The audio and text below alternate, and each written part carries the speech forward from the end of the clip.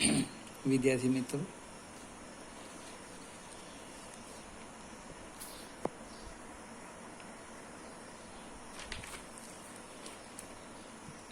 સોળમો example.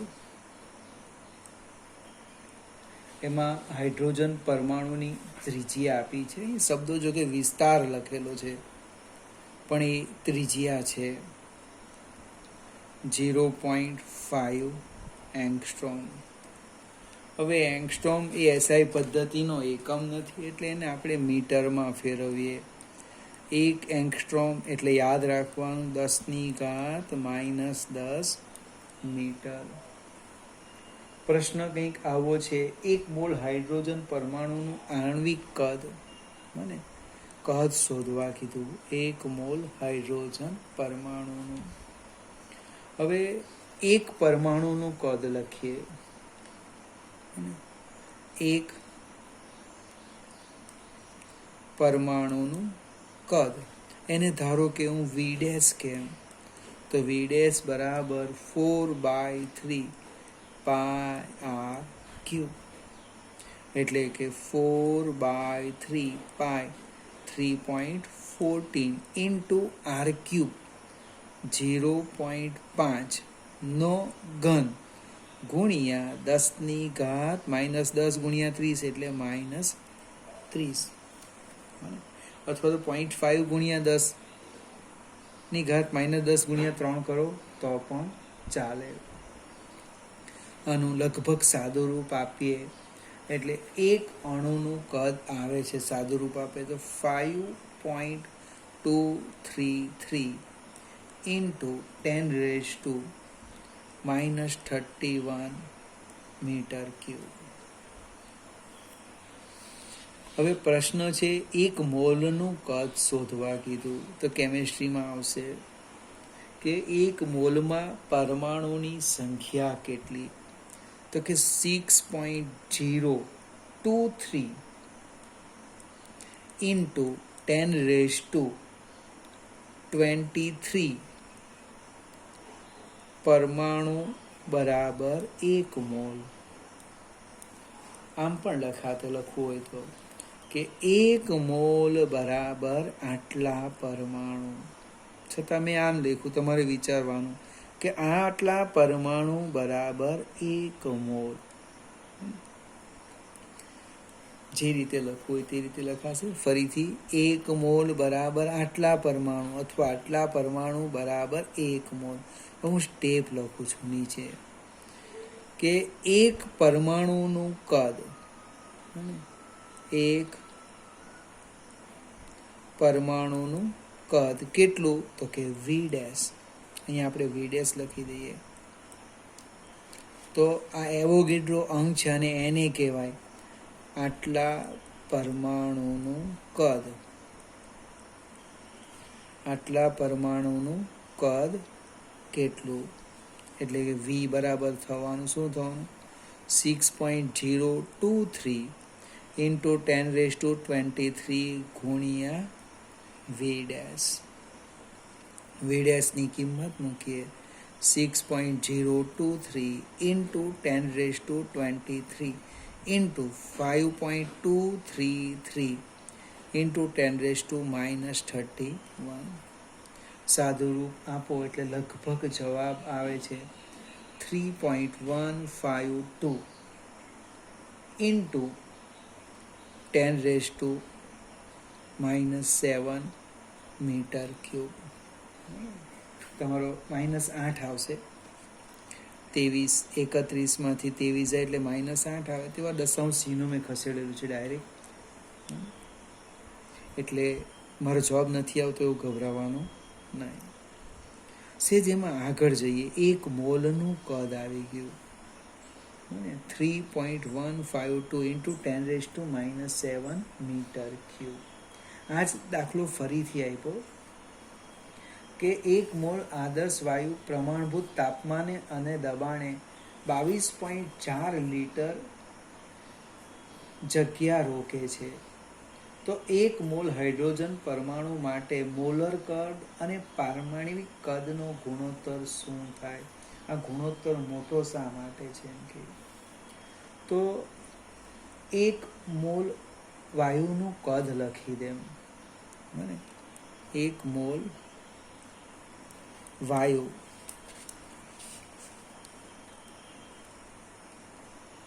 નું કદ એ કેટલી જગ્યા રોકે? તો કે કેપિટલ V લખો. બને બરાબર 22.4 લીટર, એટલે કે 22.4 ગુણ્યા લીટર એટલે -3 મીટર ક્યુબ. તમારે આને વિચારવાનું કે 1 લીટર બરાબર, હું અહીં લખું છું, 1 લીટર બરાબર 10⁻³ મીટર ક્યુબ કેવી રીતે આવે? પ્રયત્ન કરો, ન ખ્યાલ આવે તો હું સમજાવીશ, પણ મારા સમજાવવાથી સમજ પડવી અને જાતે પ્રયત્ન કરવાથી સમજ પડવી, એમાં બહુ મોટો તફાવત છે. સેજ આપણે આગળ જઈએ. મોલર કદ અને પારમાણવિક કદનો ગુણોત્તર કીધો છે. મોલર કદ અને 1 મોલ પરમાણુનું કદ, અને 1 મોલ પરમાણુનું કદ કહીએ લખવાનું. 1 મોલ શું થવાનું? મોલર કદ 22.4 ગુણ્યા 10⁻³ ડિવાઈડ બાય 3. ઉપરના દાખલા પરથી રેડીમેડ લખી દઈએ 10⁻⁷. જે આવે એ આપણો જવાબ. હવે આ ગુણોત્તર ખૂબ મોટો આવે, બને -3 +7 કરીશું એટલે 4 આવશે. એનું કારણ છે કે વાયુમાં અણુ વચ્ચેનું અંતર ખૂબ વધારે છે. વાયુમાં અણુ વચ્ચેનું જે અંતર છે એ ખૂબ વધારે છે, એને કારણે આ ગુણોત્તર કેવો આવે? ખૂબ મોટો, 10⁻⁴ આવવાનું છે. સેજ આપણે આગળ જઈએ.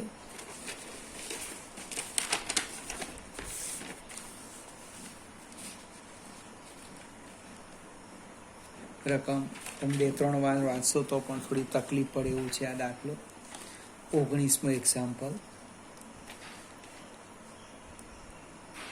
કારણ કે થોડી વાર્તા પણ લખેલી છે એની અંદર. નજીક દેખાતા 2 તારાનું અંતર માપવા માટે આપણે દ્રષ્ટિ સ્થાન ભેદની રીતનો ઉપયોગ કરવાના. હવે સૂર્યની આસપાસ પોતાની ભ્રમણ કક્ષામાં 6 મહિનાના સમય અંતરાલમાં પૃથ્વીના 2 સ્થાનોને જોડતી રેખા AB, એટલે આપણે અહીંયા આ રીતના વિચારીએ ફિગર, આ રીતના એ ફરે છે, 6 મહિનામાં એ અહીંથી અહીં આવી જાય, અને નામ આપી દે AB.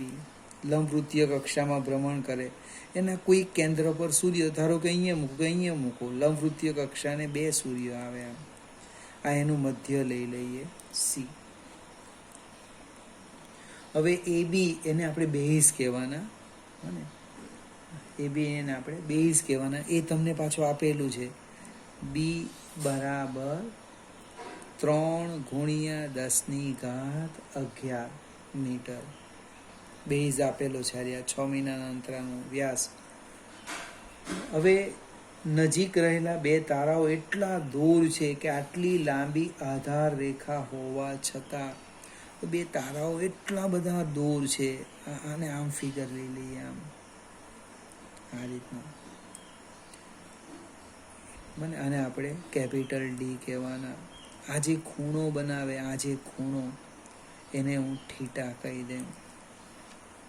કે આ 2 તારાઓ એટલા બધા, જો કે રહેલા 2 તારાઓ એટલા દૂર છે કે આટલી લાંબી આધાર રેખા હોવા છતાં તેઓ 1 સેકન્ડ જેટલા ચાપનો દ્રષ્ટિ સ્થાન ભેદ દર્શાવે છે.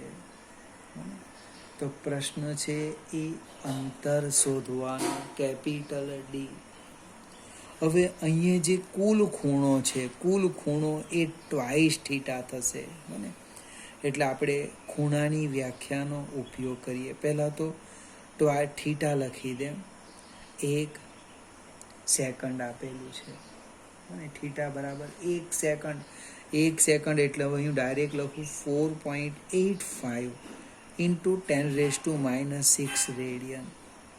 તમારે પણ વિચાર કરવાનો કેવી રીતે આવે. તો શરૂઆતમાં આપણે લખતા હતા સેકન્ડનું મિનિટમાં, મિનિટનું ડિગ્રીમાં અને ડિગ્રીનું રેડિયનમાં. હાલમાં પણ એ જ કામ કરવાનું. તમે પ્રેક્ટિસ કરશો એટલે યાદ રહી જશે કે 1 સેકન્ડ બરાબર 4.85 ઇન્ટુ 10⁻⁻6 રેડિયન. અહીંયા આપણે ખૂણો ટ્વાઇસ થીટા લઈ લઈએ એટલે ખૂણો બરાબર 4/3 એટલે 2 થીટા. ચાપ આપણો AB છેદમાં D. મારે D શોધવાના છે એટલે કે D બરાબર AB/2 થીટા. કિંમત મૂકી દઈએ. AB 3×10⁻11 છેદમાં 4.85 ઇન્ટુ 10⁻⁻6. સાદું રૂપ આપજો, મીટર આવે.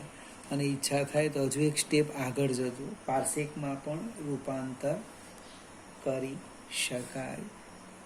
ફરીથી આ જ દાખલો બીજી વાર ગણીએ. 20મો. આપણા સૂર્યમંડળમાં નજીકનો તારો આટલા પ્રકાશ વર્ષ દૂર છે. પાર્સેકમાં આ અંતર કેટલું હશે? એક પહેલો પ્રશ્ન પૂછો અને આપણા માટે ઓબ્જેક્ટિવ પણ થયું. સૂર્યની આસપાસ પોતાની ભ્રમણ કક્ષામાં 6 મહિનામાં સમય અંતરાલે પૃથ્વીના 2 સ્થાનો પરથી આ તારાને જોવામાં આવે તો તે કેટલો કોણ આંતરશે? સેમ આ જ દાખલો છે મને, પણ કેટલીક બધી વસ્તુઓ આપણે જાતે લખવાની છે. પહેલું જ તમને અંતર આપ્યું છે કેપિટલ D. એ આપેલું છે 4.29 પ્રકાશ વર્ષ. પ્રકાશ વર્ષ એટલે લાઇટ યર. હવે 1 લાઇટ યર્સ બરાબર કેટલા મીટર એ મને ખબર હોવી જોઈએ, નહીં તો દાખલો મારો અહીંયા અટકી જશે. મને ગણતરી કરવી પડે પ્રકાશે 1 વર્ષમાં કાપેલું અંતર, પણ એમાં સમય નીકળી જાય. એટલે કે 4.29 1 લાઇટ યર એટલે 9.46 ઇન્ટુ 10⁻15 મીટર. એ સાદું રૂપ આપો, જે આવે એ આપણો જવાબ. હવે જે બીજો પ્રશ્ન પૂછેલો છે તો આ કેટલા પાર્સેક થાય? મને તો પાછો એક નવો પ્રશ્ન આવે એટલે આને સાદુરૂપ આપવું જ પડશે આપણે. આનું સાદુરૂપ લગભગ 4.29 ગુણ્યા 9.46 એટલે 40.58 થાય છે. ફરીથી કોઈ ભૂલ હોય તો જોઈ લો. 4.29 ગુણ્યા 9.46 આ લગભગ આવે છે 40.58 ગુણ્યા 10⁻15 મીટર. પહેલો પ્રશ્ન છે કેટલા પાર્સેક? તો 3.08 ઇન્ટુ 10⁻16 મીટર બરાબર 1 પાર્સેક. તો 40.58 ગુણ્યા 10⁻15 મીટર બરાબર કેટલા પાર્સેક? એટલે જવાબ આવશે 40.58 ગુણ્યા 10⁻15 ભાગ્યા 3.08 ઇન્ટુ 10⁻16, જે આવે એ તમારો જવાબ. હવે આપણને એમાં ઇન્ટરેસ્ટ નથી, આપણે આગળ જઈએ કે પૃથ્વી સૂર્યની ફરતે ભ્રમણ કરે છે એટલે એની લંબવૃત્તીય કક્ષા થવાની. 6 મહિનામાં અહીંથી અહીંયા આવી જાય, અડધું ભ્રમણ કરે. આપણે હમણે સમજવા માટે અહીંયા સૂર્ય લઈ લીધો. સૂર્ય અને પૃથ્વી વચ્ચેનું જે અંતર છે એને 1 એસ્ટ્રોનોમિકલ યુનિટ કહેવાય. 1 એસ્ટ્રોનોમિકલ યુનિટ. અને આ જે તારો છે તમે જેનું અવલોકન કરવાના તે, જો તમને કેપિટલ ડી આપેલું છે, તમારો પ્રશ્ન છે થીટા શોધવાનો. પાછો નવો પ્રશ્ન ઉદ્ભવ્યો કે આ AB કેવી રીતે શોધવું? તો AB એટલે વ્યાસ એટલે 2 ગુણ્યા 1 એસ્ટ્રોનોમિકલ યુનિટ, એટલે પાછું એ આવડવું જોઈએ. 2 ગુણ્યા 1 એસ્ટ્રોનોમિકલ યુનિટ એટલે 1.496 ઇન્ટુ 10⁻11. એટલે કેટલા થવાના? 2 ગુણ્યા 1.496 2.992 ઇન્ટુ 10⁻11 મીટર. 2.992 into 10⁻11 metre. હવે ખૂણાની વ્યાખ્યાનો આપણે ઉપયોગ કરીએ. ખૂણો બરાબર ચાપ ભાગ્યા ત્રિજ્યા, એટલે કે થીટા ચાપ આપણો AB by capital D. AB પણ છે, ડી પણ છે, કિંમત મૂકો એટલે જવાબ આવશે રેડિયન. બને. પણ એક વસ્તુ યાદ રાખવાની કે ચોપડીમાં જોશો તો રેડિયનમાંની હશે, ડિગ્રી હશે, મિનિટ અથવા સેકન્ડમાં. તો પ્રયત્ન કરજો, કન્વર્ઝન થાય તો ઠીક, નહીં તો હું તમને જ્યારે આપણે ક્લાસમાં મળીશું ત્યારે ફરીથી આની ચર્ચા કરીશું.